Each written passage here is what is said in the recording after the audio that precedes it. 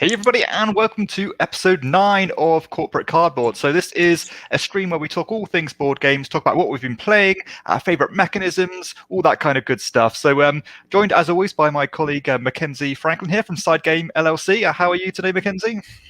I'm great. It's a fantastic morning here in Colorado. Yeah, thanks again for having me. I'm excited to talk games. Wonderful. Yeah, as always, if you're in the chat room, people, please feel free to drop us questions. We'll be sure to answer them. I appreciate it's very early in the States, but of course, if you want to drop a comment or something later, then please feel free to do so, and we'll get back to you. Okay, so let's start as always by our first segment where we talk about what games we've been playing. So, Mackenzie, if you want to lead the charge, what have you been playing since the last episode? Sure. So I know last time we talked about, I was really excited to get Glenmore to the table, Glenmore 2, and particularly the Chronicles. And that's what I want to talk about today is the first foray into the Chronicles. So naturally, I started the solo mode, just try to teach myself the game. And that Chronicle, number 13, super well done. So super impressed with the solo Optima Chronicle. We also are able to turn it into a cooperative game where you play against this AI entity, which is pretty sweet. So awesome ways to just integrate this, a solo opponent. The other cool thing is the first actual expansion Chronicle that we got to try was the boat races. And this is the first one, easy to integrate, and oh my gosh, it's so cool. I love this. I think it's so well done because first off, it takes existing parts of the game and just uses this in a fun and creative way. So boat races is exactly what you imagined. It is every player is going to have their own dragon boat, and they use it to rush down the locks that are created on the players' boards themselves. So as you play the game, you're putting these tiles on your board, and this is a perfect example here. And some of these tiles that you place are river tiles, and they have to go in this river. And that's normally just part of the game. That's a restriction that you have to deal with, and sometimes it's kind of an issue because, it doesn't really activate as many things. But in this game in particular with the boat races, the river is actually what your boats are traveling on. And so the longer your river is, if you can get your boat out of there as soon as possible, you're actually increasing the length of distance every other player has to travel. And that is so cool. I love this. In addition, it increases the value of your movement symbols, because normally you use the movement to move your characters in your own kingdom around so you can position for tile placement.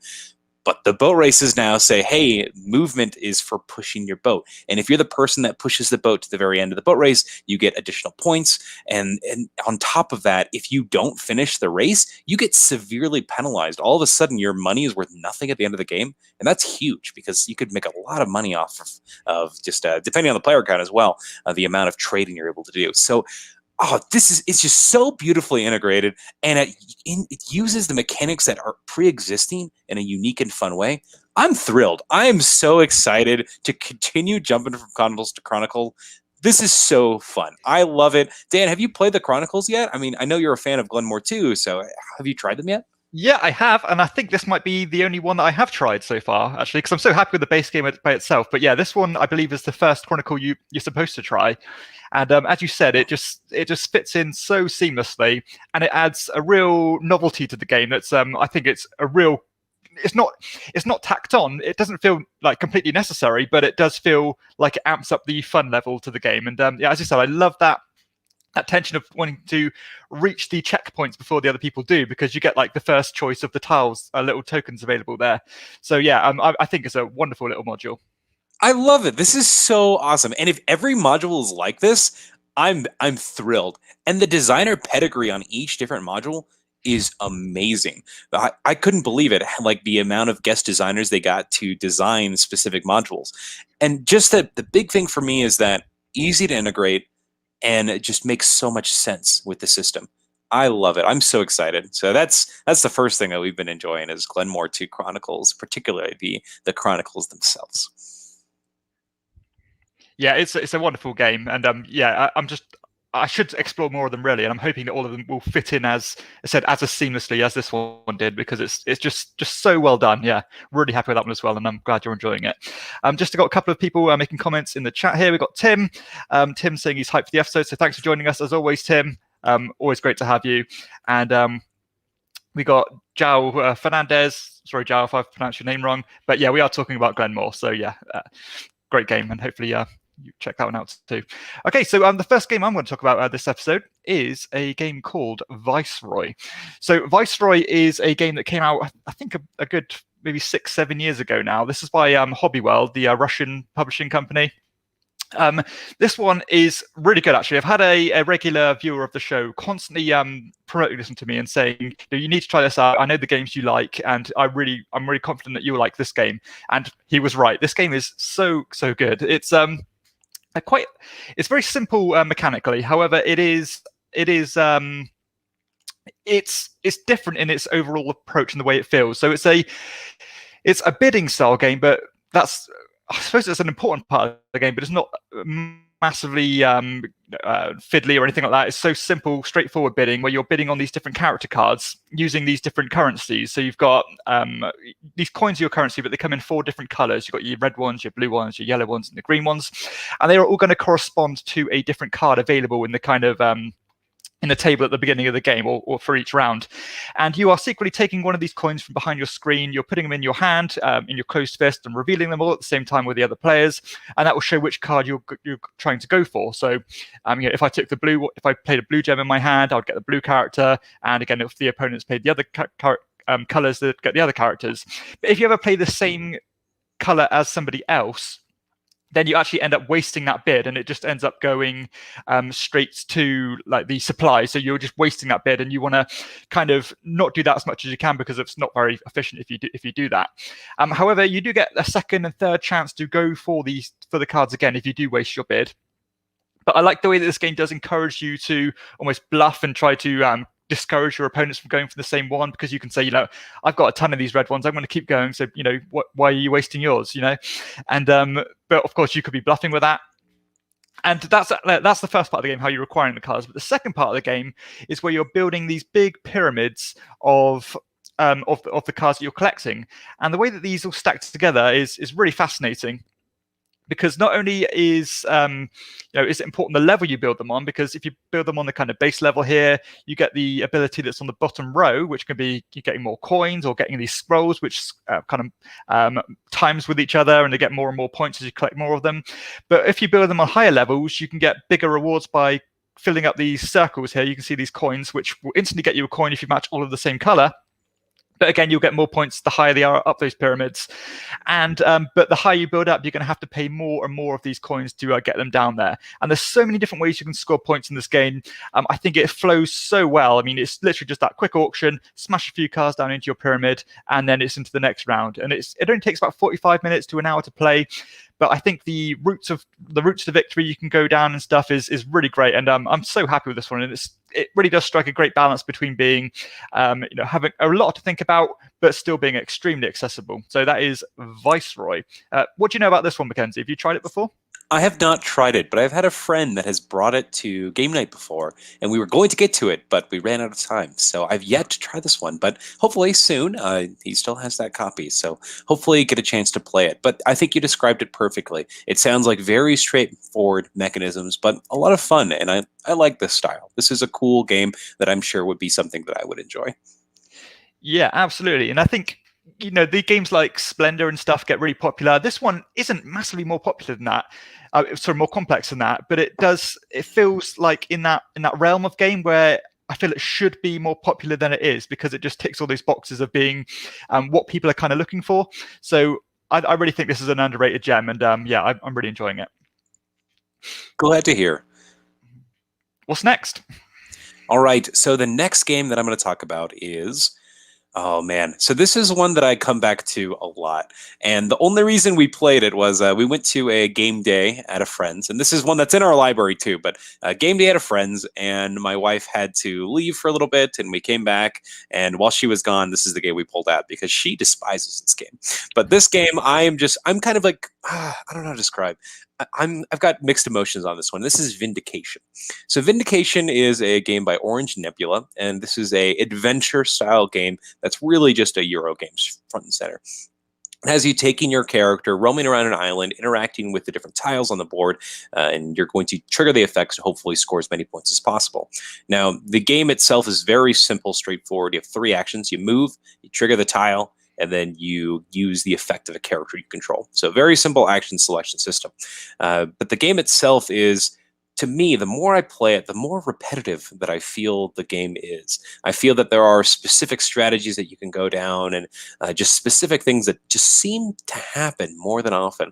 Now, should be changed by the amount of expansion content that's in the game. So if you get the box, the expansion content is ridiculous. There is so much stuff crammed into this box. But unlike Glenmore 2 Chronicles, and Vindication's expansions, I don't think are that good. The first one is probably my favorite, which is the most simple, elegant expansion. It's a triangle. And this triangle is, you use it to get a bonus action on your turn, essentially. You can modify one of your your influence markers to make it more powerful. You can use it to get some area control on the board. You can use it for lots of extra things, and it gives you a fourth action on your turn.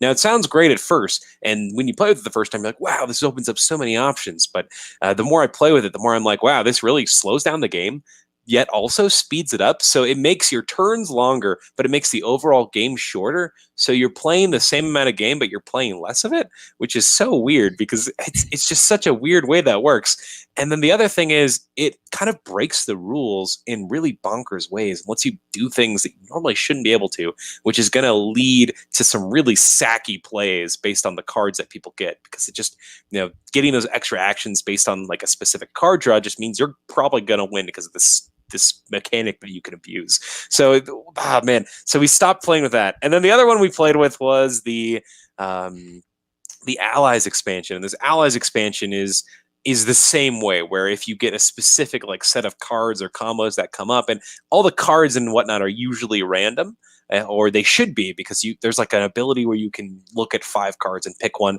but that will set you behind in other aspects of the game. It's a weird balance where you get rewarded if something randomly good happens to you, and you get mad punished if it doesn't. Oh, it's so interesting because the expansions sound really fun and really interesting, but ultimately to me it just adds either unnecessary complication or it adds potential for bonkers plays that just really make it so you kind of sit there and watch the person doing it, and you're like, wow, I wish that was me. And it's a very weird mix of this feeling. But when you strip it back down to the base game, it becomes a game that's kind of repetitive, yet with it seems like it has all these options, but I just find myself doing the same thing every time, and it's so strange. I get such a strange feeling when I play this game. And the newest expansion that's been released introduces a storytelling aspect and new tiles and cards that you can go to. And I'm hoping that this one is better, is the best of the expansions, where it's one that's going to hopefully change it in a positive way.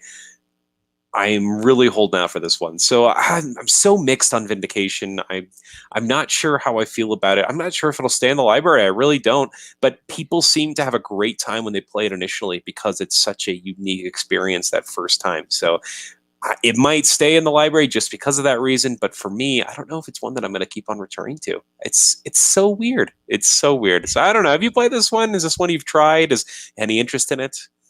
I haven't tried it. No. To be honest, I've only ever heard good things about it. I think mostly the most kind of time I've heard about it is Tom Vassell from Dice Tower, who I know he's a big fan of Vindication.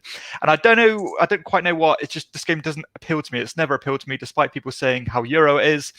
Just something. I don't know, just not drawing me in at all. What's your initial kind of grading then, if you were to grade it out of 10? I would give it probably a 7.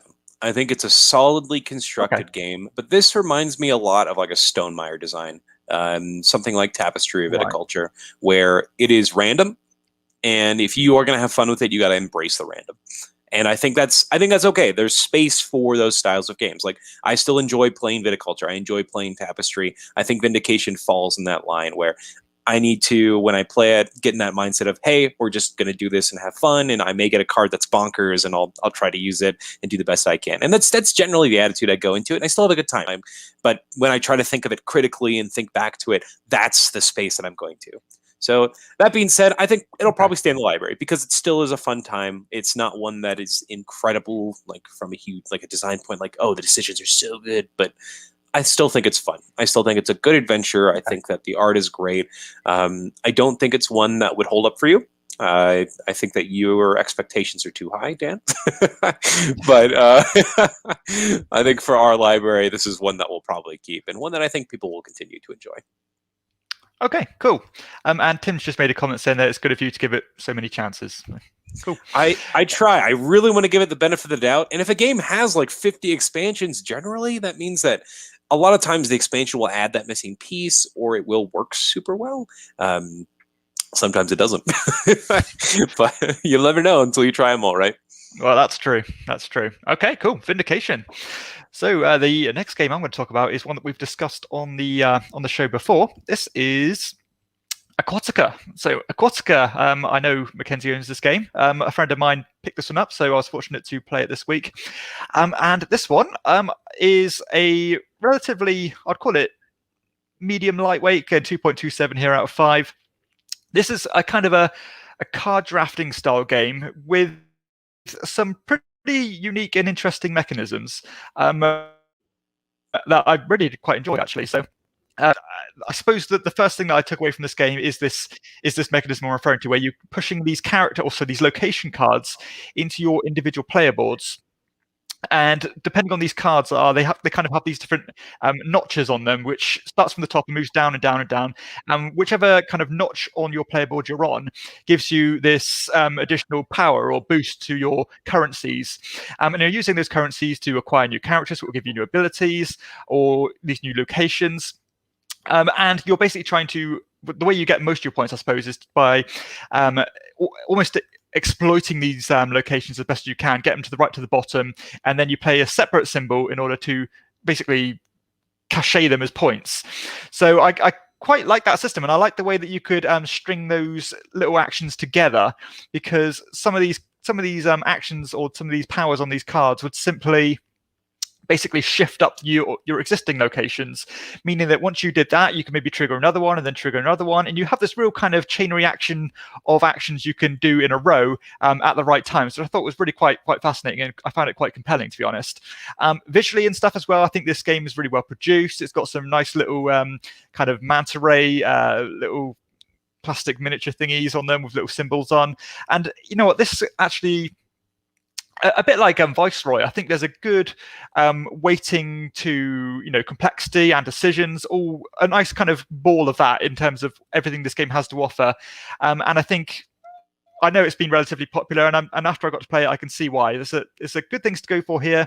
Some good different strategies you can go for. You've got these kind of public objectives, which you want to be the first to claim. But at the same time, when you claim those things, you're giving away these extra little boosts of powers you can get as well.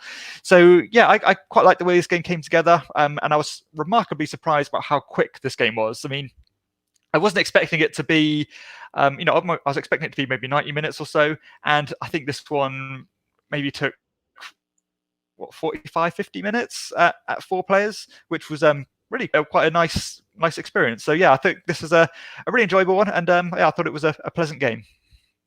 Yeah, I agree with you. This is one that I enjoy. Now, if you do play the core game alone, it is a much shorter experience because the game can end via that objective way. That's usually how it ends in that core game. If you play the expansion, you actually play till one of the decks runs out. So it's going to be a little bit longer of an experience, but I've actually found that I enjoy the little bit longer experience on Aquatica. I like being able to really build an engine and like get through and be able to search for specific cards. It makes you really consider when you're scouting or not, which I think is really cool. So I really like this one, though. I think it's a lot of fun. I think you said it well. You're exploiting those lands, and it's neat to be able to kind of make little combos. So I really like this one. Cool. Yeah, I'm with you. Nice game, and I'd happily play it again. Cool. So what's your last game we're going to talk about for your new plays this week, Mackenzie? The last game that we're talking about is called Iron Dragon. Have you heard of this game? I cannot think what this game is. No, I can't say I have.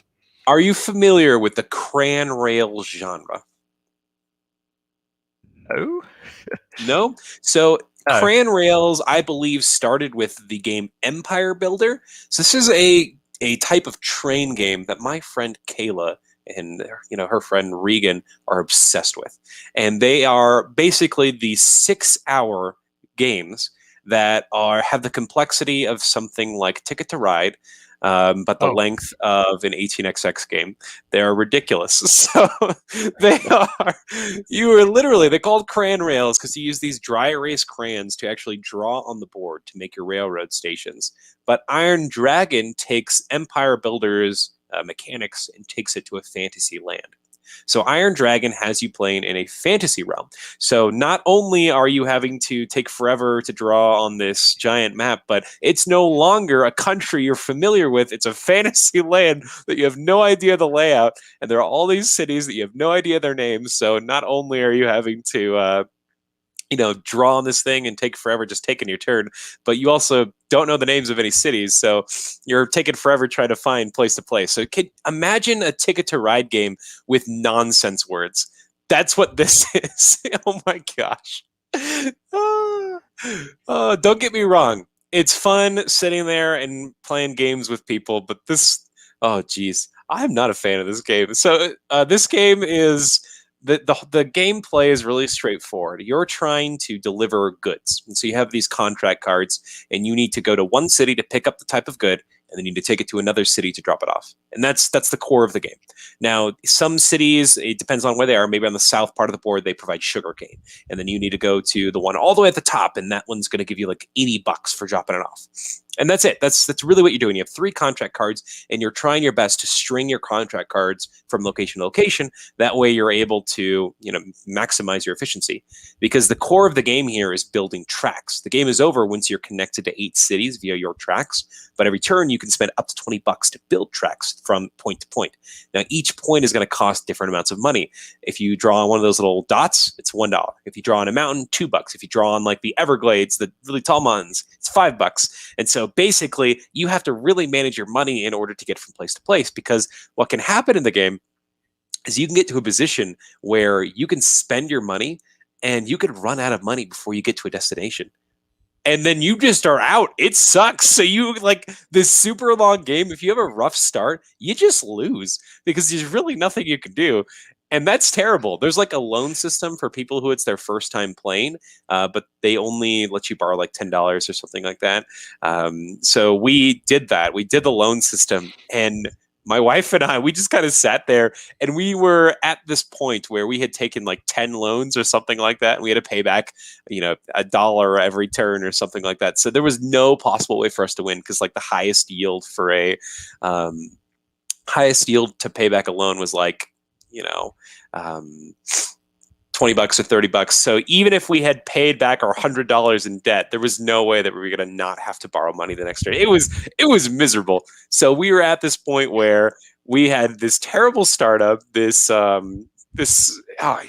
was rough. So I think my biggest takeaway from this game is that it can really mess you up if your contract cards are not good, because you really have to be able to chain from place to place to place.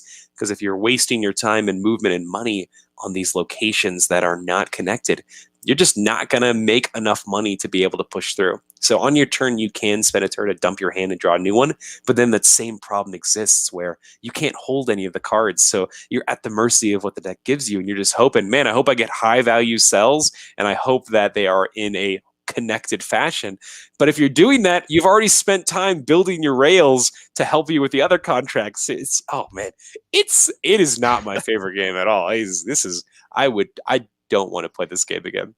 Now, the one thing I can say to it is it uses artwork from Caverna, the Forgotten Folk, and I didn't realize that. Like, that's where that artwork comes from. So it has this really awesome fantasy artwork and vibe, and I was like, oh, they've repurposed the art, and now I know why, because no one wants to play Iron Dragon. Oh my gosh. I can't even begin. Actually, I can begin to describe, but I'm not going to. What is it about this?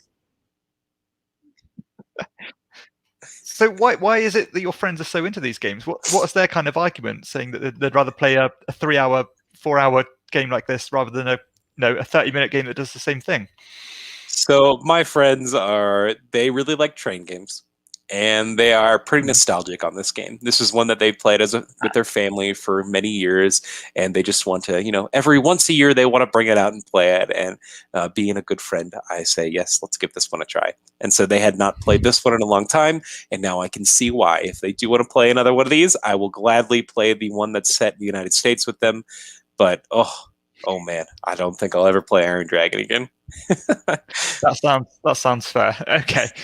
Yeah, Tim's just made a comment saying a train game without any trains. How can it be? Yeah. Okay. You have one train. You have one train that you get to chug along, and oh man. Oh. Okay. Yeah, that sounds like something I won't be playing anytime soon. Iron Dragon. Okie dokie. So the final game I want to talk about that I've played since the last episode is a game called, I think I'm pronouncing this right, Garum or Garum. I don't quite know how you pronounce it. This is a game from a couple of years ago. Very light game, so only 1.5 out of 5 on the weighting scale. By Pythagoras Games. 2 to 4 players, takes about half an hour to 45 minutes to play. This is, I suppose you could call it abstract. It's a area majority style game as you're placing these tiles. And each of these tiles has it'll have your color on it at least, but it may have the kind of influence of other people on it as well. So, for example, each of these different bowls here have 4 individual tiles in, and each of these is placed by a different player. So round by round, you're going to a different one of these different baths or ducts, I suppose you call them, and placing one of these tiles in one of the 4 squares in those bowls. And the idea is that once you place one of these tiles, you have the option to place one of your workers on these outside notches around the kind of vertical or horizontal axes. And the idea is that once you place them there, nobody else can go there. But you're basically saying that by the end of the game, this is what I'm going to claim for points. So be careful, because if you put these workers down too early, then you've got the test over by the other players, because if you don't reach a certain threshold, which I think is at least 5 of your symbols in a row, then you're actually going to suffer negative points. But as soon as you start going over that, you're going to start ramping up more and more for your points and scoring more. But I like the way in this game that almost no matter what you do, you're influencing somebody else, because, as I said, every single one of your placements does affect other people as well. Because, for example, if I place this tile here, I would be having, if I'm the yellow player, I'd be putting 2 of mine down, but I'd also be putting 2 of the other player here as well, which could help them, or you're trying to kind of manipulate it so it's not helping them.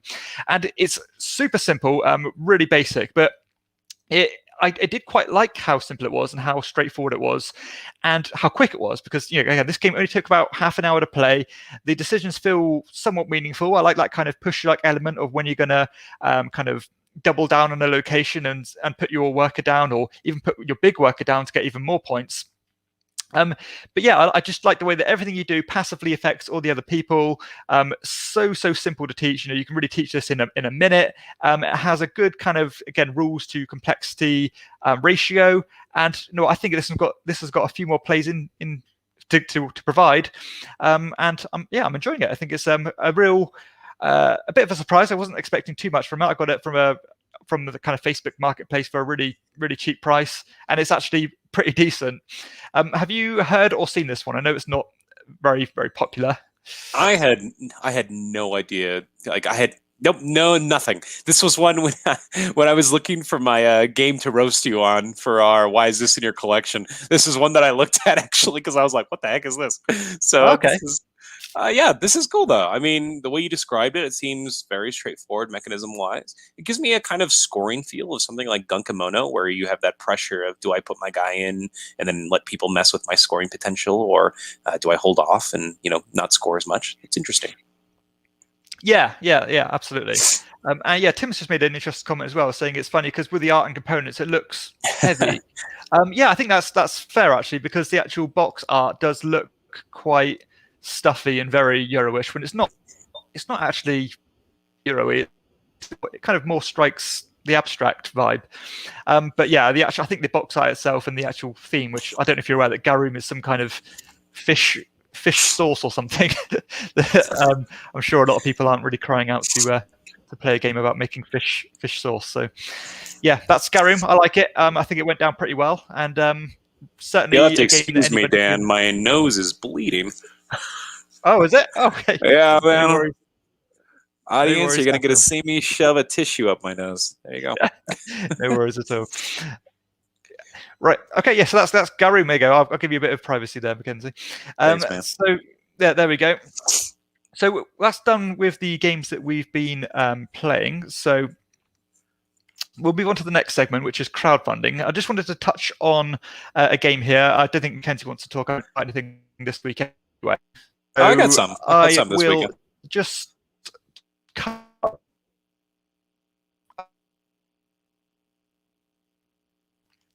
So yeah, I'm going to talk about a game that's not decided if I want to back yet, and to be honest, I'm leaning towards not backing it. But regardless of that, I think the actual premise and the idea of the game is really interesting. So this is a game called The Spill, which is a cooperative game, and that's basically based on the idea that we are supposed to be cleaning up the kind of aftermath of an oil spill. So there's going to be an oil rig, it's going to be leaking oil into the ocean, and we're going to be working together to try and clean that up. So the looks of things, I don't know too much about the game other than the actual cool theme. That you've got this really novelty factor of this, I suppose you can call it a dice tower, where you are dropping these dice in, these black dice which are representing oil, and that's going to be spilling randomly onto the board, and then you're kind of shifting around, trying to clear it up, trying to save all the wildlife, and ultimately trying to win before I think a certain amount of pollution goes into the ocean, or before a certain amount of wildlife is affected negatively by the oil. So I really do like when games come out with new themes and ideas. Again, I love dice towers in general, and this one's got art by Quantai Moria, which normally looks really good. 50 to 60 minutes, so I think this one has potential to be a good game. So interested to keep an eye on this one. Again, I'm still undecided if I want to take the plunge and actually back it, but still looks really interesting. So any thoughts on this one at all, Mackenzie? Yes. So this one in particular, I saw this actually covered by Dan over at Game Boy Geek. Yeah, you'll have to excuse the tissue. I just don't want to bleed out everywhere. I'll leave it like this. You're okay. I don't mind. It's not a big deal. So I saw Dan cover it over at Game Boy Geek, and he had some really positive things to say about it. He also said it is for demo at Gen Con right now. So this is one that you can actually give a try if you are going to Gen Con. But the system, I agree with you. I think the Dice Tower looks really cool. I think that makes a lot of sense where it's going to drop in different parts of the ocean, and each of those is going to affect different things. This is a great theme, and I think this is just really cool. You're coming together to do your best to help out the environment. I think that's awesome, dealing with this crisis, and I think that plays really well into games like this. So I'm excited. This one looks really fun. Yeah, so I think certainly willing to check that one out. Just again, a new, fresh concept. So, what was the game that you were going to mention, Mackenzie? So this is one that I'm currently backing right now, and it's the one that I'm the most confident with. This is going to be Tenaris RPG. So Tenaris Adventures and Arena the Contest have recently delivered into our library, and I'm having a blast with them. They're going to come up in a future segment, so I won't talk too much in depth here. But this Tenaris RPG offers additional content for that game. So in particular, it's going to be offering the ability to add more bosses, more fighters, more balanced miniatures for your pre-existing stuff, as well as just more campaign content overall. That way you have more stuff you can jump into. This is just a more stuff expansion, essentially, which is fine. I mean, if you already enjoy Arena and if you enjoy Tenaris Adventures, this is something that you can easily back and say, heck yes, let's do this. I just want more stuff. I think it's great. And when you're playing an arena combat game, you're going to play teams of 4 versus 4. So you're going to be going through content pretty dang quickly. So this is one that you're going to be constantly trying new characters and wanting new combinations. And I think more characters is just helpful for that. Think of it like a roster for Super Smash Brothers. You always want more characters. You just want to keep on getting people out there. Now, with that being said, if you back early, you can get this gigantic miniature, which is super fun. I love the way that they paint this stuff. I think it does a great job.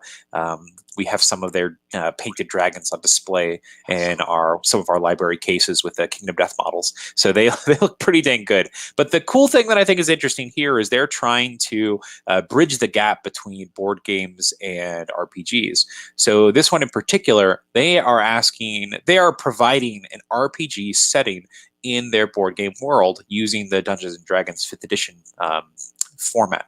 Now, the cool thing about this is they are introducing a solo mode RPG, and that's a lot of times the barrier for people, for RPGs in general, is getting a group together. So this allows you to use this pre-existing framework in order to jump into role playing. And I thought this is a really cool idea. So I'm just in it for the additional board game content, but I thought that this was a really interesting approach for the RPG itself. I just thought that this was a cool idea, and I think that there's a lot of promise here for for this campaign. I think it's really exciting. Now, that being said, Dan, have you played any role-playing games? Is that something you're interested in?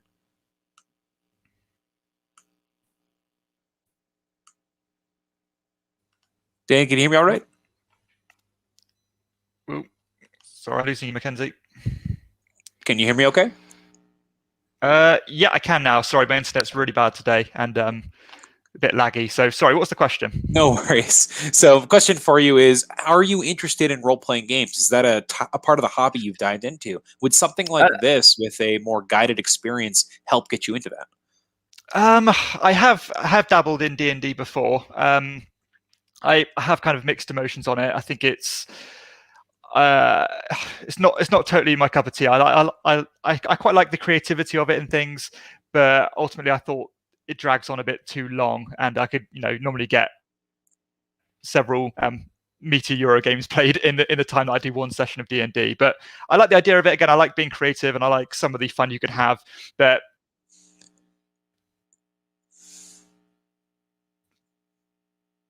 I'd always mechanically hold and that kind of thing.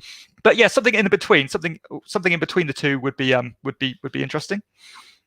Yeah, that's kind of the big issue that I have with RPGs as well, is the length of time. My favorite part is the role playing itself. I love going to towns and talking. Kind of everybody's involved. You're able to have the shared story. I love that. But once you hit combat normally in an RPG, that's when it just drags for me, and it sucks. I hate it so much.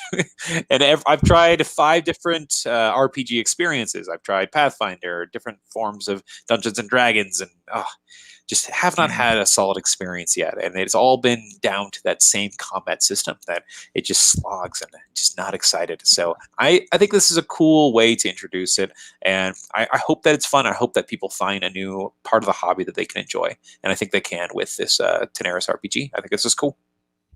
Yeah, completely agree with you there with the combat system. Yeah, that's one of the actual big bugbears that I have as well. As soon as you get into that combat, I'm just like, rolling my eyes, takes forever. Yeah, completely with you. Okay, so there we go. 2 picks there. We've got we had the Spill, and we had Teneris. Okay, so let's move on to the next segment there. Sorry, folks, you have to bear with me because my internet is so bad that I'm really lagging on my computer. So we're going to go on to a couple of news items. So the first one I'm going to talk about is something that I don't really know a tremendous amount about. It only came out as an announcement, I think, a day or two. And phones information on this one. Well, there's going to be a new Reiner Knizia game coming out called Millie Fury. I don't know if that's how you pronounce it, but I think that's how you pronounce it. So this is a game. I think it's going to be estimated to come out at Essen, I believe. And of course, if you watch my content regularly, you might know that I'm quite a big fan of Reiner Knizia. Always like exploring his games. This one is a game about being a glass manufacturer, and from the look of things, it looks like there's quite a bit going on here, more than your average Knizia game. This one's got a 60 to 90 minute time frame. Most of them usually fit around that 30 to 45 minutes, so it's slightly more involved, which is quite interesting actually, because it seems like Knizia has taken a bit of a reverse and gone back to some older, longer style games, because I know this year he's coming out with Witchstone as well, which is also touted as another kind of 90-minute game. So yeah, 2 longer designs, which is quite interesting. But yeah, this one, I think this has got some kind of drafting element to it. It looks like a point salad style game, but the board itself and things looks interesting to me. Where you have all these, all this very colourful board with all these kind of translucent plastic like tiles here. I believe there's a lot of card play that goes into things, and I think every card relates to a specific spot on the board. But yeah, I mean, for just out of initial interest, it certainly appeals to me. So yeah, that's a new Knizia game coming out called Millie Fury. Now, the Any only thoughts? time that I can say that I've heard the term Millefleur before is from One Piece. Have you seen that manga? Have you read that manga or seen that show? There's a No, character no. that uses like flowers and stuff, and Ah. I think her hands are like flowers or something like that. And one of her attacks names is Millefleur. So my random bit Yeah. of knowledge trivia there. There you go. Oh, there we go. Fantastic. Okay, so what's your news piece? All right, so my news piece is very light. This came out yesterday. This is a new BGG store update. I'm a big fan of all the promos and the different Geek Up bits that they have available. So this one in particular is the September update. They have new things for the Target expansion, Dice Thrones Season 2. They have additional Nectar bits for the Wingspan Oceania expansion, so you can continue to improve your games if you're going the Geek Up route. And then they also have some Hands of Teutonica and King is Dead promos, which I think is awesome. Oh. I love the mini expansions they're able to give, and I just think that they are fantastic. I really like the additional gameplay that these promos can add, and sometimes they make the game change quite a bit. Big fan of the Geek Up bits. I like to use those as much as I can for the games that I think are really worth it. They're just fantastic for me. That's my impression of this. So these will also be at Gen Con, and I think that's why they're here a little bit earlier. Generally, they come out at the end of the month, but these are out a little bit earlier, which is great, which means that we can get our hands on them ASAP. So love these. These are the BGG store upgrades. Now, this month, actually, nothing that I'm getting, but looking forward to what comes out next time. Cool. Yeah, I think that's something I need to do a bit of a dive into, really, because I'm not really one for upgrading my pieces, but I think it might be something I'd look at doing, for my absolute favorite games that I know are going to stay around for a long time, because it's always nice to have a bit of a deluxeified version. I'm trying to think. Oh. So El Grande is one of your favorites, right? How would you deluxeify that? What do you think? Oh, I don't know. I mean, it would be nice to have the old the Castillo, the old castle. In the newer big box version, you've got a cardboard one, but in the original, it was a real sturdy wooden piece. And it's a shame that they didn't bring that forward, or you can't still get the wooden version, because it would be really nice to have a really cool deluxeified Castillo. But yeah, I mean, I'm happy with the production anyway. But yeah, it's always nice to really pimp it out. Okay, so we're going to go on to our next segment, which is our component appreciation. So, Mackenzie, what have you got for us this episode? All right. So this one in particular is from a game that my wife and I really like, and one that I think is one of the best co-op games in a while. Very underrated game. This is Heroes of Tennefer. Now, in Heroes of Tennefer, you play as a bunch of fantasy heroes, and your whole thing is to go through dungeon to dungeon, defeating creatures, leveling up, and eventually taking down a boss. And the boss's deck is made up of 4 cards, and generally they're going to have to be all similar. So you might fight a Skeleton King, or you might fight a horde of goblins, or something like that. Now, this card that I'm talking about today is from this boss that we had never played before, and this is called Faces in the Mist. Now, Faces in the Mist here is such a weird and strange enemy, because his whole thing is he copies every other existing enemy in the game, and not in an annoying and super fiddly way. It just makes sense. So this card in particular that I want to talk about is one of his combat cards. So the numbers on the top there show how much strength that you have to defeat it. Now this, obviously it's 000 because Faces in the Mist isn't going to use its own value. It's going to steal somebody else's. So what he does is when you start the fight against him, he changes into a random high-level monster, and all of your cards are going to get -2, essentially, your basic cards. And that is so cool, because basically when you're fighting him, you are going to want to make sure that you get a hand that is going to be free of basic cards, so you actually have a chance. You also have to deal with the effect of whatever creature that he pulls out. Now, the system in the game in order to combat is on your turn you draw 3 cards, and you can dump them all, or you can reveal 3 more. Or you just stick with your hand. So you can burn through your deck as much as you like, but when you do that, your decks are stamina, and this is the final boss, so if you're out of stamina your team's going to lose because you're not there to help out. So it's really interesting. You have this push and pull of, man, do I use this crappy hand or do I try to find a better one? And I think that's really neat. And he really adds some uniqueness to his combat mechanism. And I think this effect is just really fun, where he's going to become a level 5 monster and just make it that much harder to fight. So I really like this system. I think that it makes a lot of sense, and it's not super convoluted to actually play through. Because sometimes if you have a mechanic that's like, oh, pick any power in the game, and it becomes that, it can be kind of difficult to randomize that. But this one's very straightforward. You just pull up the top of level 5 monsters. That's his effect. So cool. I really like this twist, and I thought it was a really fun combat, a really challenging boss. We lost to we lost on the very last card, which is really frustrating, but it was a really good game. Really enjoyed it. Cool. Yeah, so a bit of a doppelganger kind of card. Cool. So that is that sounds pretty interesting. So the one I want to talk about is a bit less extravagant. It's from a game that I'm enjoying at the moment. Seven Wonders Duel. I know, a really popular 2-player only game. And I want to talk about a very particular part of that game, and a particular token.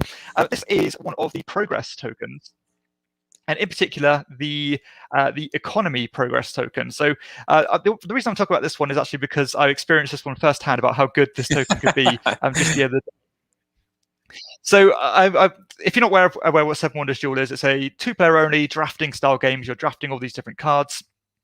But whenever you draft 2 identical science cards, you get to take one of these progress tokens, which are these little circles here. And they do all different things, and it's a variable during setup. But the one that came into play the other day was one called the economy one. And what this economy token does is that means whenever your opponent has to buy resources rather than producing them themselves, then instead of that money going to the bank, it actually goes to the other player.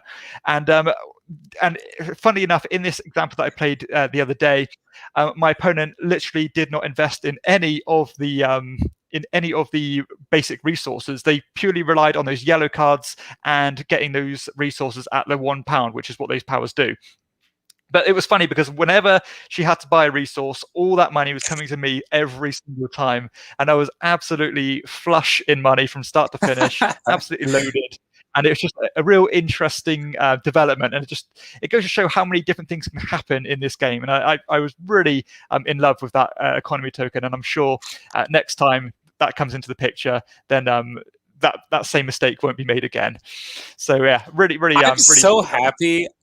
I'm so happy that you talked about this, because that's huge. In Seven Wonders Duel, there are some progress tokens that come out that are just game changing. You're like, oh my gosh, like this is insane.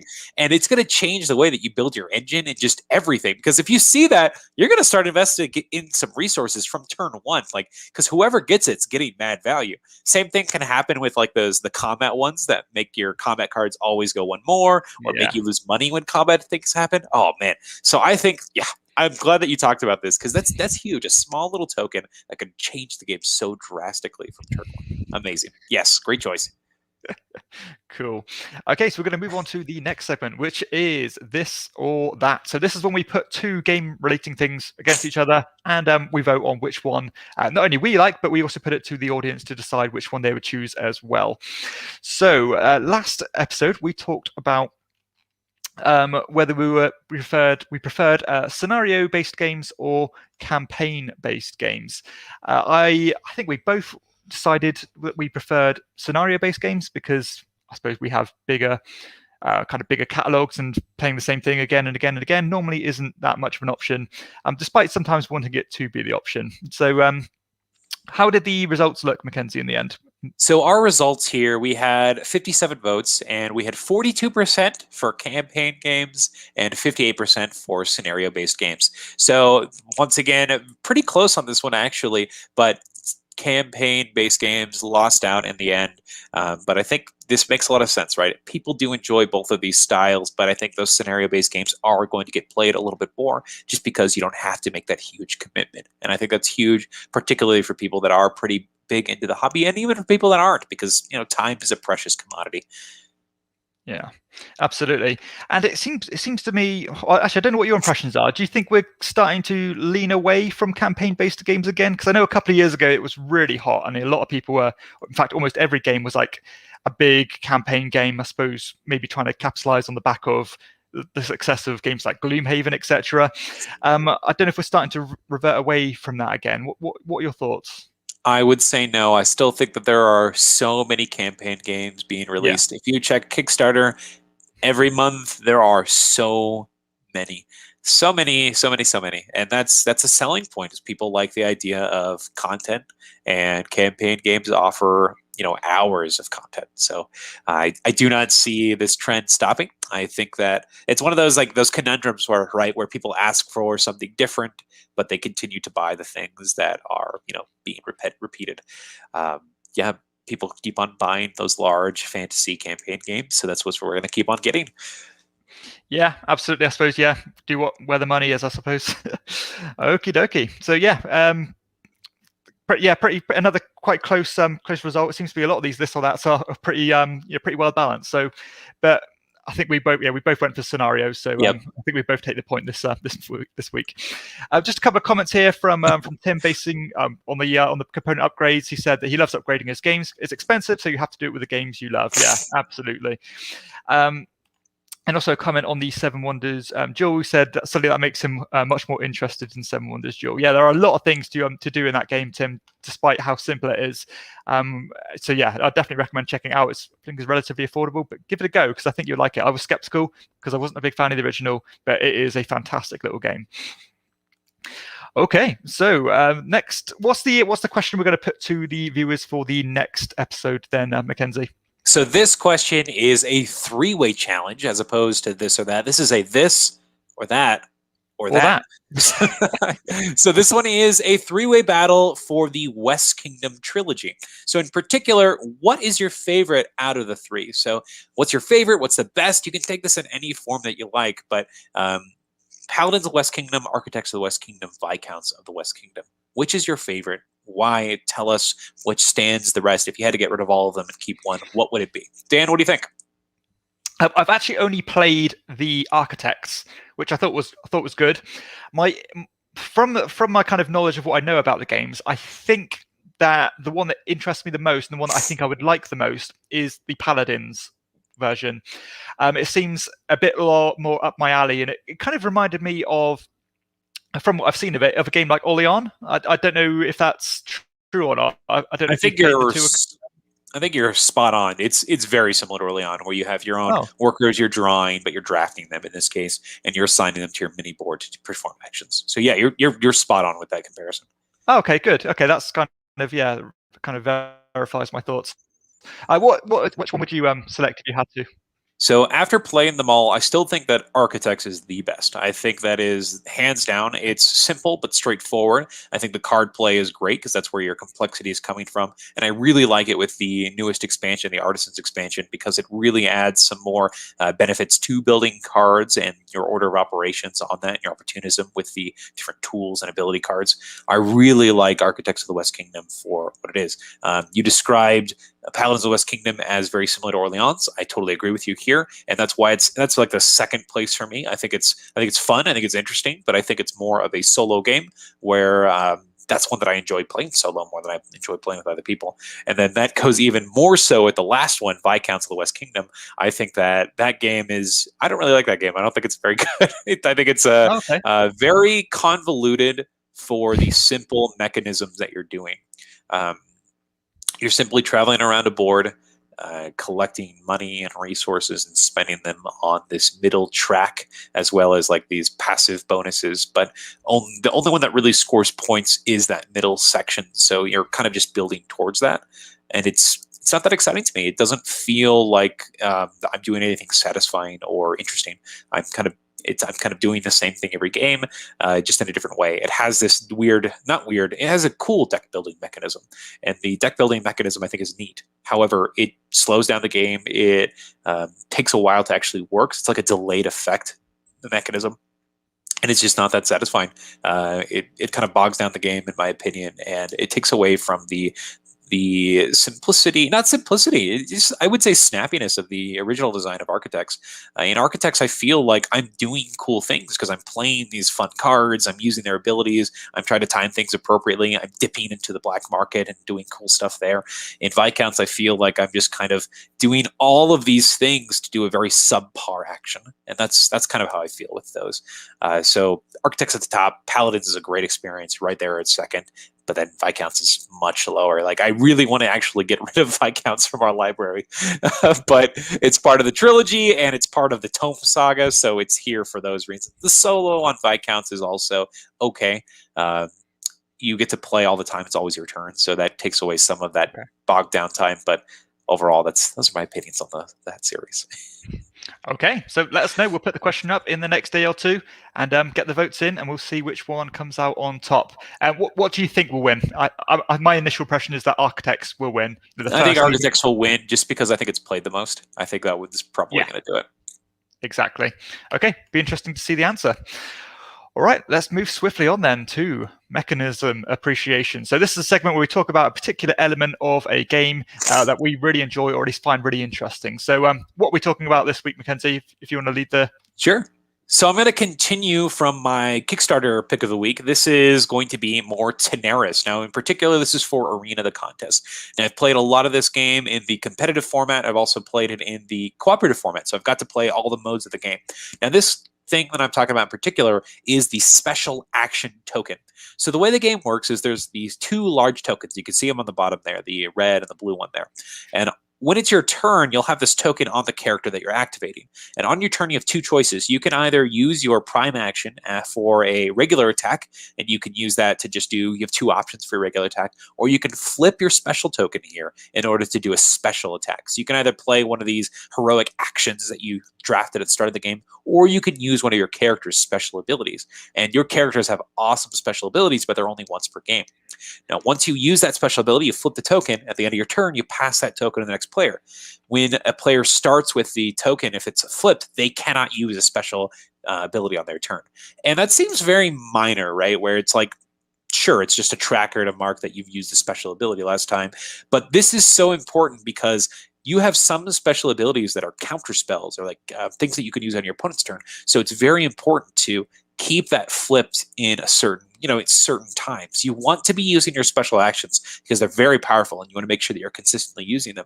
But if you have one of those tokens flipped, you know that the opponent is able to use the counter. And I think that's really cool. I think it's very simple, very straightforward, but it does its job extremely well. It shows that you have that potential for a special ability. It kind of gives you the threat of that special effect. And I just think it's done really, really simply, but really well. And I just want to share that. I think it's a really good system. And I think it keeps a nice pacing and a nice track and nice pressure of using those special abilities. So that's the special tokens in Arena, the contest. Cool. Okay, so the one I want to talk about is from a from a two-player only game called Air, Land, and Sea. So this is a pretty snazzy little game, very very succinct, short little two-player again tug of war style game. As you are placing these different cards down, trying to influence the board and trying to get your overall kind of strength higher than your opponents. But there's a lot of kind of manipulation, a lot of savviness and stuff you can do to utilize these cards.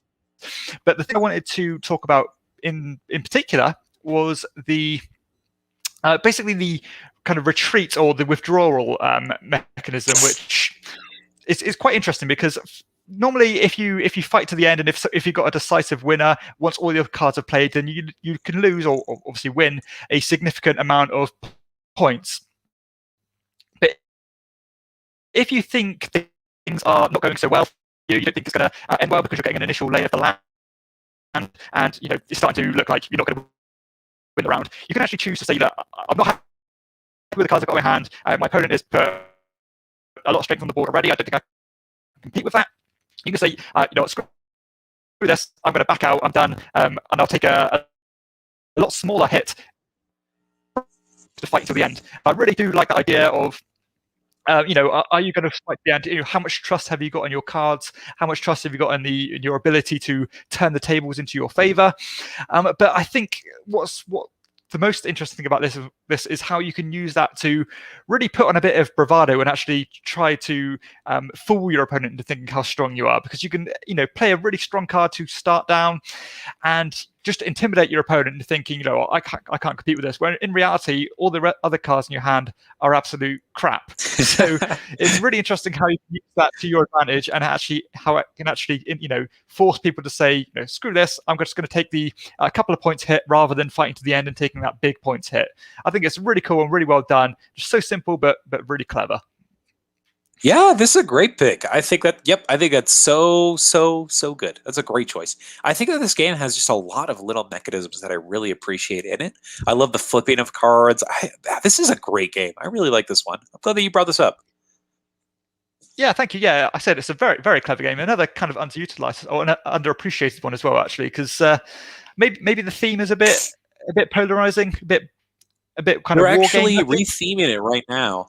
They're retheming it to like little critters. Yeah, that's right. Yeah, and I think that's a really good idea, actually, because then you've got the more stuffy players who will really enjoy the old one, and still it's got the more broader mass market appeal to which I think actually fits the actual mechanisms and feel of the game a bit better.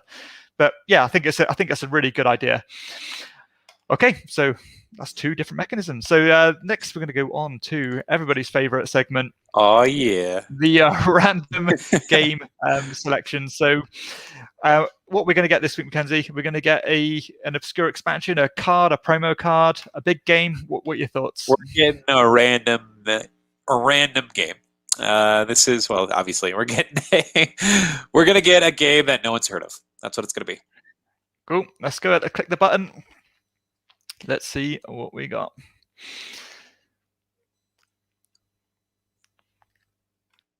It's looking initially like it's going to be a foreign game from the little tagline here.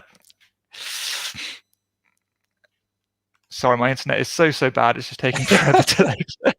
It's okay. Today's a day for upsets. My nose is bleeding like crazy. Your internet's not doing so hot. Oh boy. What is this? We'll get there in the end. Okay, so this is Kohamshe Polsko. So obviously a Polish game, and I think Kohamshe means I love you, if I'm right. What is Polsko? That's actually the one bit of Polish. Yeah, the one bit of Polish actually in there. So this is poorly rated, 1.5, 4.3. Considering all games start at a 5.8, I believe it's taken a bit of a tank to get that low. So okay, yeah, good. Look, I love you in Poland. Look at that. A trivia game with questions about Polish history, culture, sport, and movie celebrities, songs. Uses talisman style roll and move mechanic. What's a talisman style? I know what talisman is, but I don't know what the actual mechanism is. Are you aware what that is? Talisman style is when you roll a dice, and that's how many spaces you move, but you can pick left or right. There you go. Oh, okay.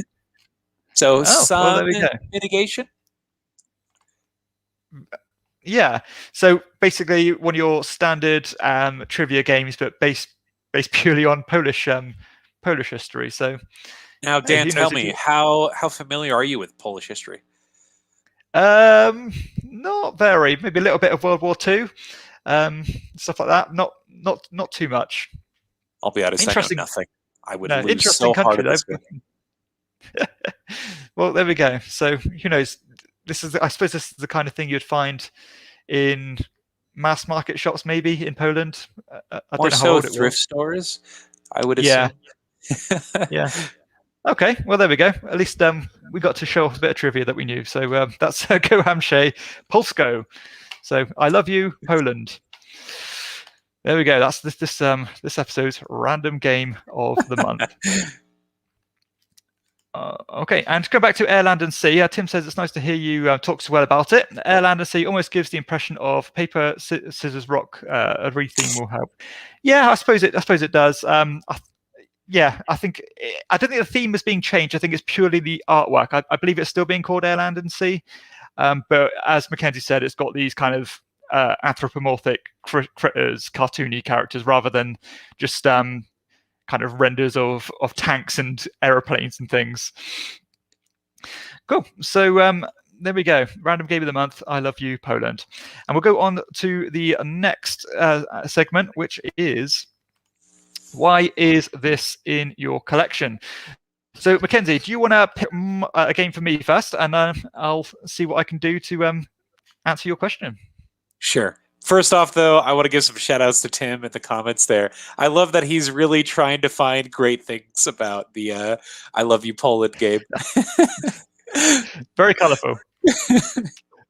I appreciate your optimism, Tim. Thank you so much. We'd love to have you here.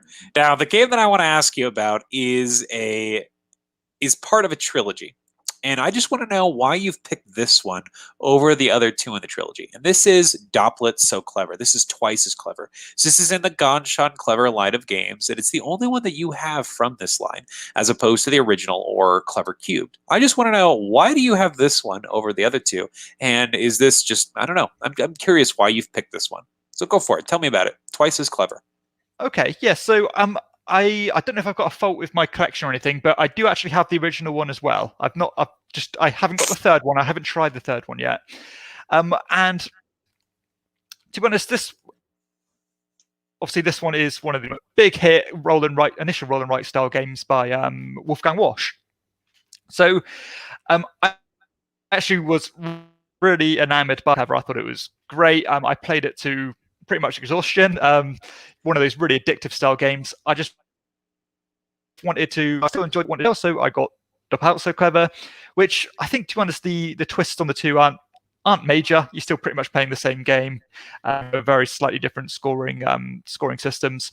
And to be honest, I couldn't say I preferred this one more than the original, but I don't prefer the original more than this one either. I think they're very comparable, and I could take or leave any of them. But I think as roll and write stand in general, they're both way up there, still with the best of the best, and I still really enjoy them. So yeah, I still confidently recommend people try out all the Wolfgang Wash roll and write games, because they are just that. They are really clever. Some of the combos and things you can get are genius, and certainly one of the coolest kind of what you call like domino scoring games you'll ever see. It's so satisfying when all those combos come off and everything triggers each other.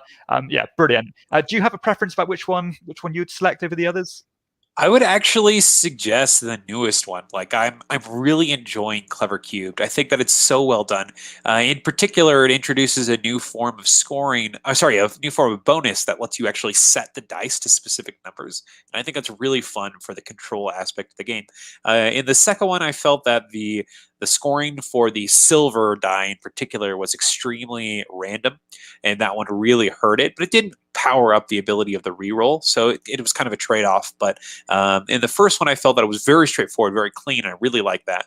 The last one, though, I think is a good mixture of both of them. You have that controlled randomness with being able to select the different dice, and then I also really like how you have a lot of choices with each of the columns, and I really like that. I like that each minigame has a specific choice, and you're worrying about a lot of different things, but you still have that satisfying combo ability. So I'm really enjoying the third one, and I think it's my favorite out of all three, actually. So I would recommend Clever Cubed.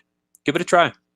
Okay, yeah, I'll certainly do that, actually. I wasn't sure if it was, maybe trying to milk the cow too much, but apparently not. So yeah, that's quite interesting. Really good games, and yeah, but yeah, honestly, I've still got the first one. I play them mostly, almost exclusively digitally on the iPad kind of thing. I think it's a lovely pastime and a good little time waster.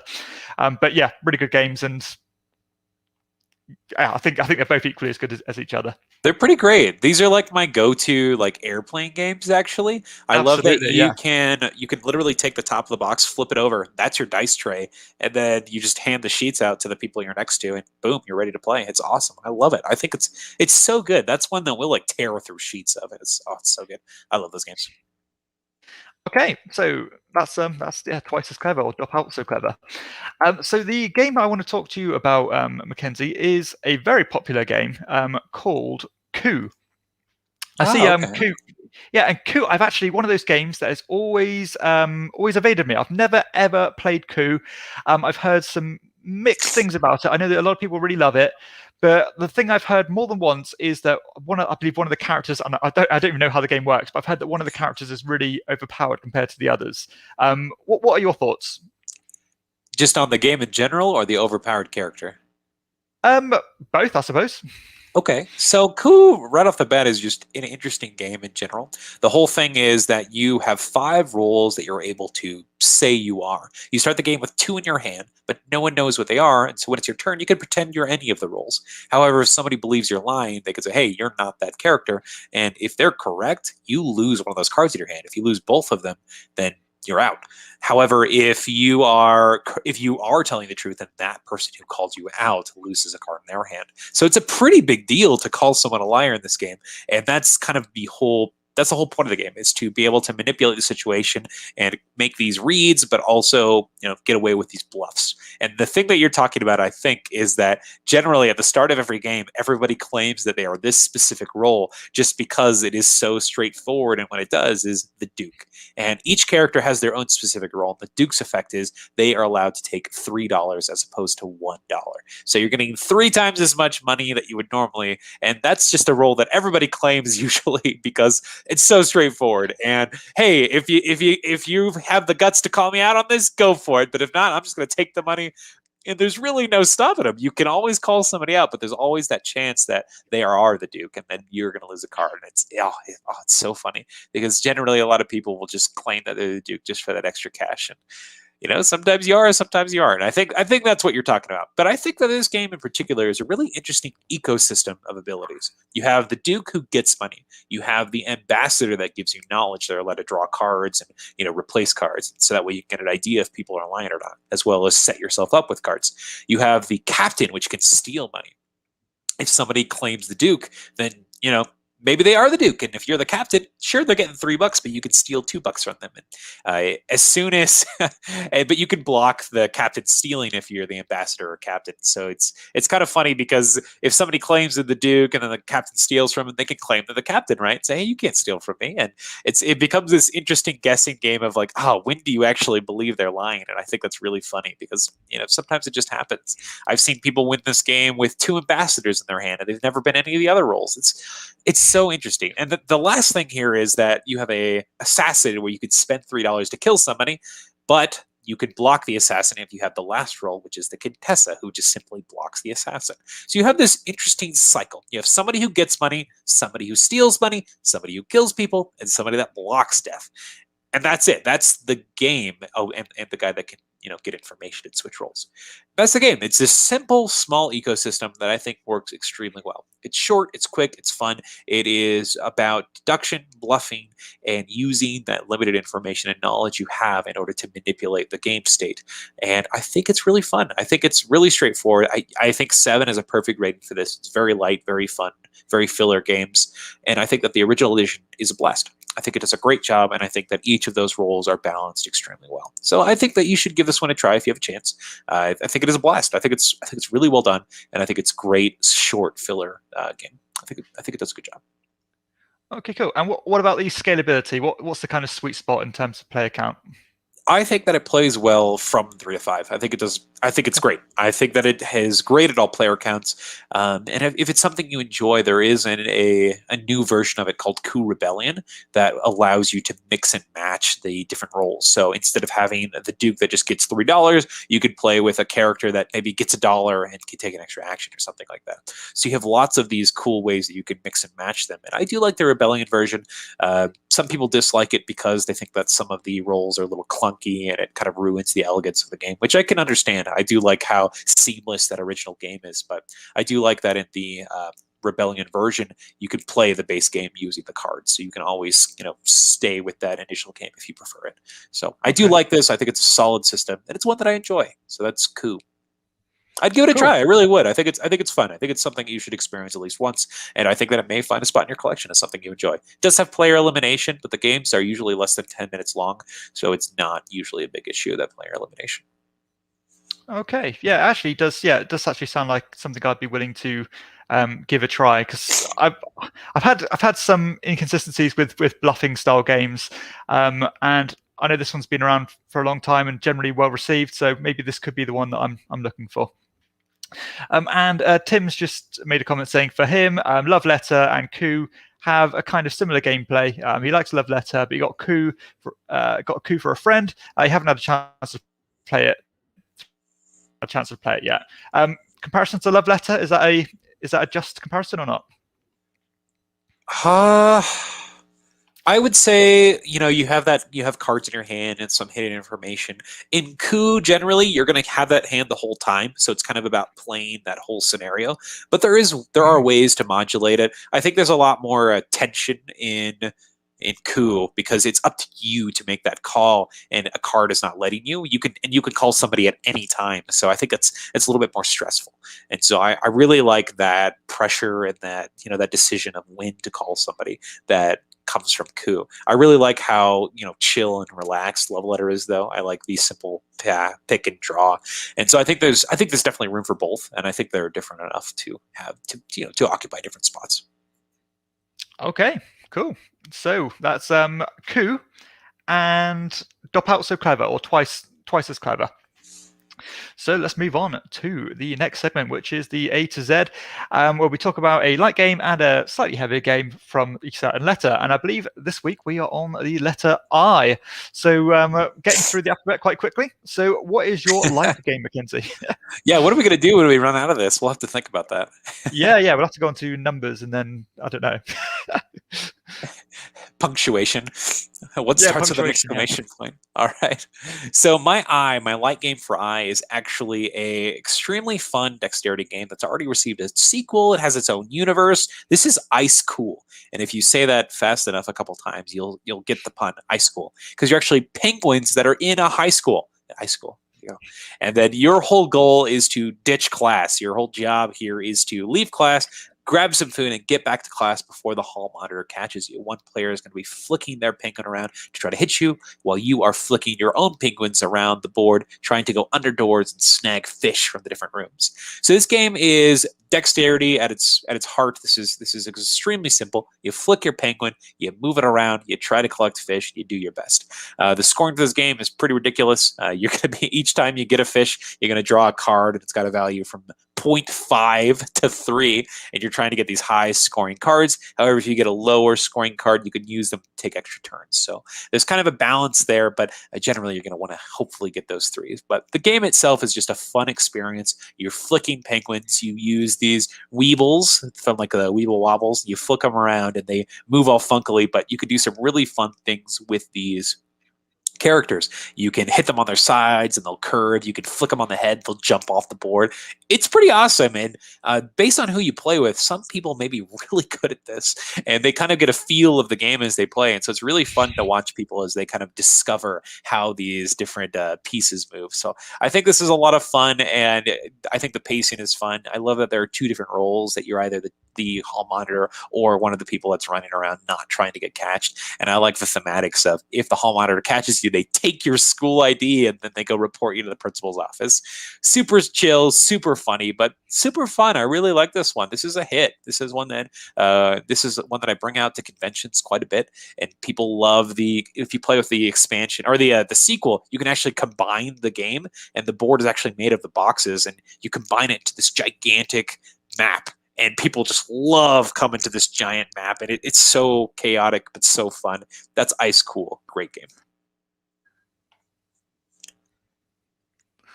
Yeah, I played this one, and as you said, I was completely astounded by how good people can get at this one. I remember when somebody said, "Oh, I'm going to go from this side of the board all the way to the other one by flicking it down towards the board." And they jumped over all the rooms and straight into the other one. I was like, "How did you even think about doing that?" Really, really interesting. Yeah, but I certainly think it's well, at least for me, I enjoyed my initial play for it, but I think once the novelty's gone, it's gone. But yeah, fun concept, but Ice Cool, I know it's been really popular, and that box and box system is quite interesting, and as it all folds up nicely and sprawls out. So cool, Ice Cool. If you ever want to waste a little bit of time, if you go on YouTube, you can look up Ice Cool trick shots, and there are like YouTube videos of people just going crazy, and you can watch it like, oh my gosh, they're amazing. You could just watch people do crazy things. It's pretty fun. Wow. Okay, cool. So the game I want to talk about, very light, in fact, probably maybe comparatively light as ice cool. This one is a game called Illusion. So actually, we just spoke of Wolfgang Warsch. This is another Wolfgang Warsch game. And I think maybe my rating there's not so true. I've got a bit fatigued with it. This one is quite an interesting game where you are actually basically you're putting this arrow out on the table. I'll try to get a picture up here, and that arrow will show a certain color, and all you're doing is you're laying cards out from this deck and trying to put them in order of the card that has the least amount of that color to the card that has the most amount. And you're just going around from player to player, either adding to this line of cards or choosing to challenge the previous placement of somebody else. So as you can probably imagine, with a name like Illusion, that making that decision is not easy at all. So sometimes you can barely tell the difference between what's on these cards. You're really trying to map it out in your head to decide, has this one got more blue? Has this one got slightly less blue? And sometimes when that big reveal is happening, you're so surprised about the actual real order just in comparison to what you actually put on the table, because the way these cards play tricks with your mind is fascinating, but a real simple concept. Again, I think once you've played this a few times and you've got that novelty factor out of your system, the appreciation does go down a bit. But I still think this is something that anybody can play, and it's definitely worth checking out. And it's fun. And it does make me feel a little bit nauseous, actually, after a few times playing it, because you really do stare intently on these designs, and it can really play tricks with you. But have you played this one? I have. I really like this game, actually. It uses the timeline mechanism of kind of putting things in the row appropriately, but it does it in a cool way. I love that it's very simple. The scoring is simple. I use this a lot at work, actually. It's one that literally anyone can play because it's about color and color recognition. I really like this one, so I think that's a good one. Great pick. Okay, cool. So what's your heavier one this week? All right, this one here is a game that came out, I think, in 2019, if I remember correctly. This is Imperial Settlers: Empires of the North. Now, this is like the most refined version of this system by Ignacy and his co-designer. I forget the co-designer. She did a major work on this one. But in particular, Imperial Settlers: Empires of the North is a faction-based game where you're going to do your best in order to create this civilization in front of you by playing card after card and then using these cards by exhausting them to trigger little abilities to help you draw and build more cards. So you're trying to create this little engine in front of you that's going to generate lots of points in various ways based on the faction that you pick. Now, okay, that designer is Joanna. There we go. So there's our second designer here. So this is the most refined version of this system. We have 51st State, we have regular Imperial Settlers, but this one here takes the best of all of these and creates a system that is so straightforward, so streamlined, so efficient, and incorporates these worker spots as well in order to allow you to play cards and draw extra cards and just do additional resources. Now, the biggest thing this one adds is a sailing mechanic where, in addition to the civilization you're building in front of you, there are these island decks that exist at the center of the table.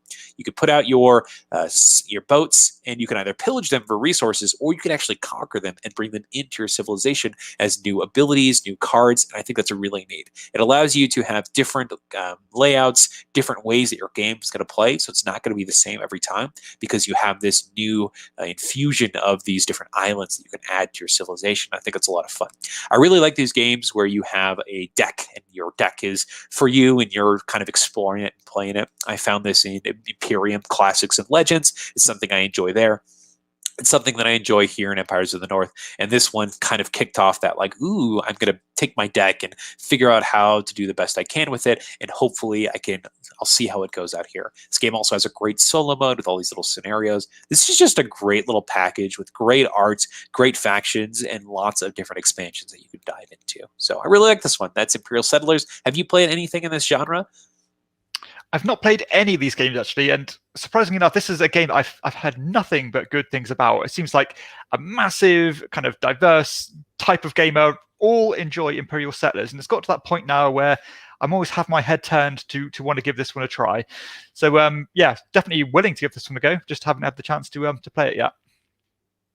It's great. I say if you get a chance, give it a try.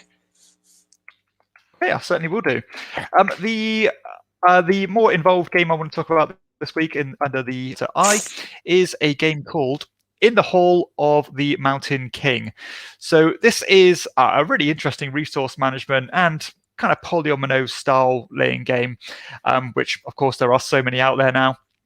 But this one actually I thought was really interesting, particularly in relation to how you gain your resources. I know we discussed in the previous episode when I acquired this game of how interesting that method of getting your resources is. You're collecting this kind of this bunch of trolls, and then these trolls are basically just deciding which resources you have access to. But the way you build them is in a pyramid. So they actually start filtering the resources down from top to bottom, filling up all the kind of capacity of these trolls as you go down that pyramid. And then you're using that to kind of carve out locations on the main map in order to get these statues, and then you're dragging these statues to these different kind of platforms. And the further you drag these into the heart of the mountain, you're getting more and more victory points. And I thought this game did a great job of keeping gameplay ticking along really quickly. It turns out lightning fast in this game. You get a big chunk of resources when you choose to acquire one of these trolls, and it's just ultimately just felt really satisfying and just fun. And I do like the actual theme of it as well, as you're getting carving out into this mountain. Sometimes you're running into this really coarse stone that you can't get through unless you have these special tools to break through it. And that kind of spatial puzzle of dragging things through as well. And you can actually choose to build into the heart of the mountain to get loads more victory points, or to go into the kind of outer reaches to get access to resources really cheaply and really quickly. So I thought this was a really nice package, so easy to teach, but it had a good amount of decisions here, particularly about how efficiently you are going to use these resources, when to restock on resources, because you can't just keep stockpiling goods, because if you do, you're going to end up wasting them. So really enjoyed this one. It's still in my collection, and I'm actually really excited to get this one to the table again. So that is In the Hall of the Mountain King. Have you tried this one, or willing to give this one a try, Mackenzie? I still haven't tried it. You've completely sold me on this. This is one that I'm trying to get to the table. I have a friend that owns a copy, so hopefully I get a chance to try that. I love the way it looks. I love the way that you are consistently all trying. It looks like you're all trying to go for the middle, but as you described, there are benefits to going to the center and staying on the outsides. Yeah. I think the production looks amazing, as you described the I forget what you call it, the troll mechanism of the cascading resources. I think that sounds super cool. This just looks like a great package, and it seems like it has a huge fan base, including you, which is high praise. So I'm excited to give this one a try as soon as possible. Yeah, definitely a pleasant surprise, because again, I'd heard good things, but thinking, is it going to be as good as people say it is? Got it to the table, and it was that good. So yeah, really fun. Okay, so that's our A to Z this week, and we're just going to move on to the kind of a final segment just before we depart, where we last episode we put a question to the audience. So what was that question, Mackenzie? So our question was, how many games do you purchase a month? I know for content creators, this number can be a little skewed because we're constantly trying to get things and give our thoughts on them, our opinions. But for the everyday, I guess, content consumer, what is the amount of games that you bring in? So the poll was 0 to 2, 3 to 6, 7 to 10, 11 to 15, and then 16 plus. Now, where do you fall on this line, Dan? I voted here between 7 and 10. So I think generally that's where I'd sit. So yeah, that's what I voted for. All right. And then myself, I'm in that 11 to 15% category, and I am including pre-orders for this because I think that's all part of that same budget, if I may. And so that's kind of what's happening. But I don't know if I'm double dipping, because I guess I count the games that are coming in as well as the games that are pre-ordered. So I guess I am double dipping. So I'd probably say around 7 to 10 then. Okay, cool. And the results here were quite interesting. Massively in favor of 0 to 2, which I actually thought was quite interesting. I was expecting it to be a little bit higher, but I think, if anything, that really does kind of solidify how important or a big part in terms of the hobby that kind of content creators and reviewers play, because obviously when people are only making very very few decisions and picking their games very carefully, then all those reviews, all that feedback is going to play a big factor into that. So what was your thoughts here? Did you think it was going to be like this, or were you expecting a more even spread? I thought it was going to be like this, and I think if you look in the comments, Ian, I think, said it very well. He said that if you asked him last year, then he would have said easily 7 to 10. But I think a lot of people have been in the hobby for quite a bit, and they're being a lot more selective with their game purchases. So they're slowing down. They're really taking the time, and they're using the feedback that we give them for the games that we're talking about here. They're able to make those decisions. They're able to say, "Hey, this is something that I know that I'll like," and they can get things that are more catered for their tastes and to content creators that their tastes align with. So I think this is really cool, and I think this is a great way to transform the hobby. I think that's awesome that people are able to kind of take their time and say, "Hey, this is something that I know I'll like based on this feedback and this this review of the game." So I really like this direction. I think that it's okay to be on that bottom half of this, and I'd prefer it. Yeah, absolutely. Yeah, 100%. Okay, yeah. So I'm honest, I was expecting a bit more of a spread, considering I suppose we're kind of more niche channels, where I thought maybe with the bigger ones it might be a bit more towards the upper end. But obviously people are being selective, which again I think is a good thing. I think more kind of quality control, and more people do rein back on their spending and are not buying everything will just naturally improve the quality of the stuff coming out. Whereas fools like me just buy everything. So who would do that? Okay, so we are going to put another question up for next episode, where we are going to put the question out there, which is along the same lines, but more catered towards the crowdfunding style, ideology. Basically, the question is going to be how many, Kickstarter game found projects do you back on average per year? So are you backing everything that comes out? Are you going to be very selective, backing one game a month? So we'll think of some kind of scaling mechanism to try and cover everybody. But yeah, that's going to be the question. How many crowdfunding projects do you back per year? So what would you say you fall into, Dan Mackenzie? I think you're... Sorry. It fluctuates from month to month. Go ahead. What were you going to say, Dan? I'd love to hear it. No, I was going to say, in general, I know you. I think you do more than I do. I think I was slightly worse in terms of previous years. I think I've reined it in a bit, because I think I'm starting to learn to trust that it will come out at retail more than I did. That paranoia is starting to wane a bit. But yeah, what would you say if you had to put a number on it? Okay, so I'm looking right now, and there is at least for this year. Oh man, I'm embarrassed. There's at least 45 games on Kickstarter that we have backed, and it's only September, and that's not including any game found. So at least 50 projects currently, if you include game found in this. And then also Indiegogo, there's that new Street Masters expansion that's there. So, yep, it's a problem, man. Yeah, that's. I wasn't even expecting you to say that high, to be honest. I thought you were going to say maybe 20, but yeah, 43. Wow. But hey, it's a surprise every month, I suppose, is it? Yeah, we get a couple things. Like we have 2 more deliveries coming next week. We have the For Sale expansion and the Rurik. That expansion is coming as well, so that's exciting. That's something. Cool. And do you feel like when you start getting these things through the post, you ever have any regret about how many games you're backing, or do you think because you spent it in old Mackenzie bought that, I don't need to worry about it anymore? Generally, I am kind of in that camp where it's like, oh, nice, it came in, I don't have to worry about it now. It's all the sleeves are usually there, because a lot of times they'll offer sleeves with the campaign, so I don't have to worry about anything. So when it arrives, it's like, great, here it is, it's all ready to go. And when you back a Kickstarter game, it's kind of nice because you're like, I don't have to learn the rules yet. I can learn them later.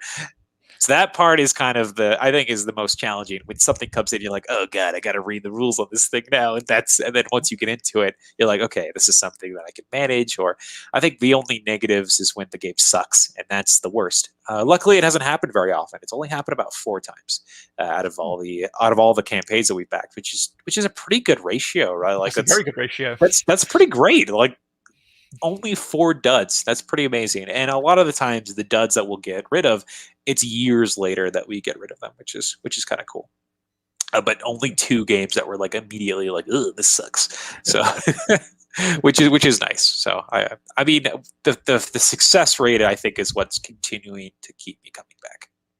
Well, that's it. I mean, ultimately, if you're enjoying these games and consistently doing so by the sounds of it, then yeah, why not? Why not? Yeah, I think I would probably say I'd maybe back maybe between eight and maybe 8 a year. I don't know, maybe something around that. I'm not quite sure. I think that maybe this year is nowhere near as much as I was, previous years. I think I've only maybe backed 1 or maybe 2 this year. So yeah, quite interesting to see how that's changed a bit. But I'm sure maybe by the end of the year it could start going back into those higher numbers. But yeah, it'd be interesting to see what people's thoughts are. Obviously, it's a massive part of the hobby. It's been consistently a big part of the hobby for many years now. People keep saying it's going to fade out and die, and it's just showing no signs of doing so. So it looks like it's here to stay. But yeah, interesting to get all your thoughts and your kind of numbers and data behind your choices. And just before we depart here as well, Tim just made a comment about the number of games purchased. He thought it was going to be a bigger spread in terms of that as well. Yeah, as did I. But okay, so I think that pretty much wraps everything up. Is there anything you want to cover, Mackenzie, or anything you're excited to play before the next episode, or hoping to play? Yes. So yesterday we just received 2 new games. We received the new edition of Seven Wonders, which I know you love. So as I'm excited to just see what minor changes they've added. And this is actually going to be my first time playing the Cities and Leaders expansion.